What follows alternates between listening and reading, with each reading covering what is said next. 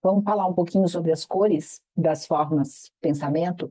No início, lá nos áudios iniciais, nós colocamos uma tabela de cores, uma tabela de cores com os sentimentos, aquelas emoções que nós conversamos aqui.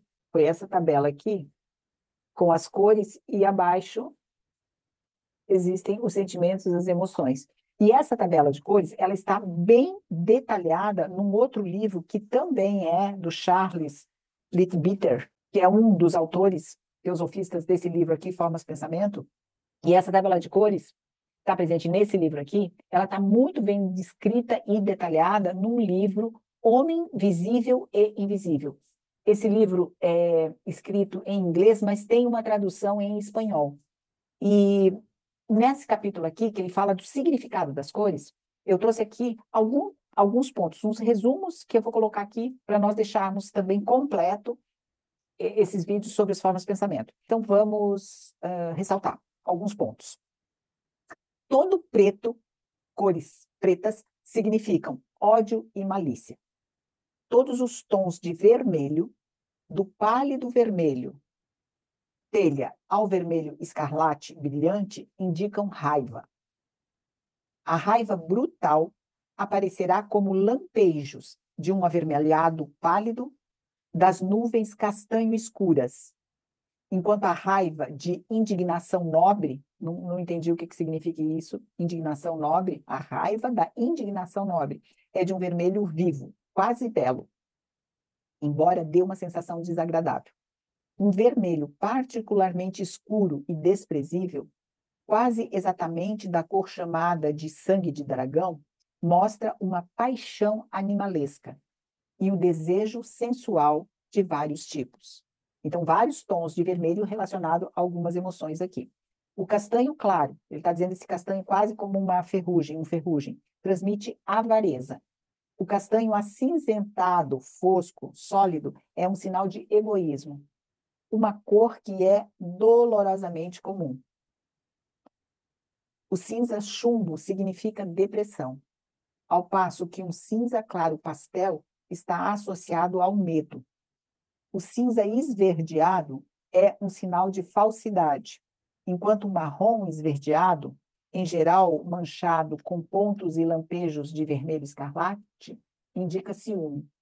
O verde parece sempre simbolizar adaptabilidade. No caso mais inferior, quando combinada ao egoísmo, essa adaptabilidade torna-se falsidade. No último estágio, quando a cor fica mais pura, significa o desejo de ser todas as coisas para todos os homens, mesmo que seja principalmente para se tornar popular e ter uma boa reputação entre eles. O afeto se expressa em todos os tons de carmesim e rosa. Um bordô claro, puro, significa um afeto saudável, forte, de tipo normal. Se for tingido com marrom acinzentado, indica um sentimento egoísta e sôfrego, enquanto o rosa pastel puro marca o amor absolutamente altruísta, possível apenas para naturezas sublimes. Então, nós ainda não conseguimos essa cor aqui. A cor passa do carmesim apagado, do amor animalesco, aos mais belos tons de rosa delicado, como os primeiros rubores da aurora, conforme o amor se purifica de todos os elementos egoístas e emana em círculos cada vez maiores de ternura e compaixão impessoais e generosa a todos os necessitados. Com um toque do azul, da devoção, a cor pode expressar uma forte realização da fraternidade universal da humanidade. O laranja profundo significa orgulho ou ambição, e os vários tons de amarelo denotam intelecto ou gratificação intelectual.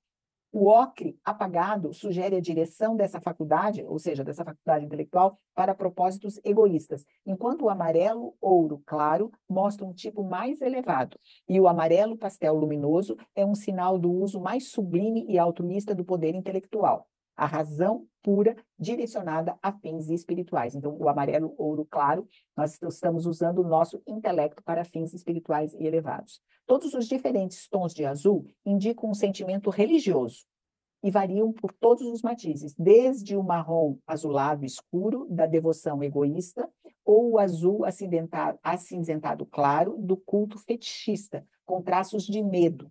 até a cor clara, profunda e rica da adoração sincera e o lindo azul celeste claro da forma mais elevada, que significa abnegação e união com o divino. O pensamento religioso de um coração altruísta tem uma cor adorável, como o azul profundo do céu de verão. Em meio a essas nuvens de azul brilharão estrelas douradas de grande luminosidade, lançadas para cima, como uma chuva de faíscas.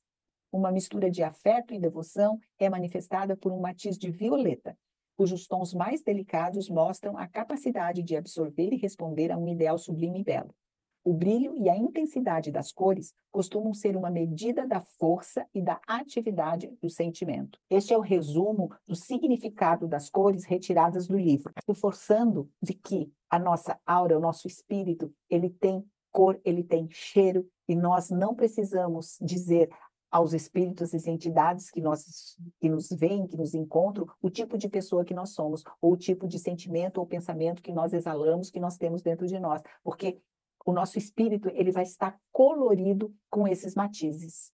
E no próximo vídeo, nós vamos falar sobre as 3 classes de formas pensamentos. Após isso, nós já vamos partir para as figuras, e aí nós encerramos a leitura do livro. Nós estamos já chegando quase na finalização do nosso estudo.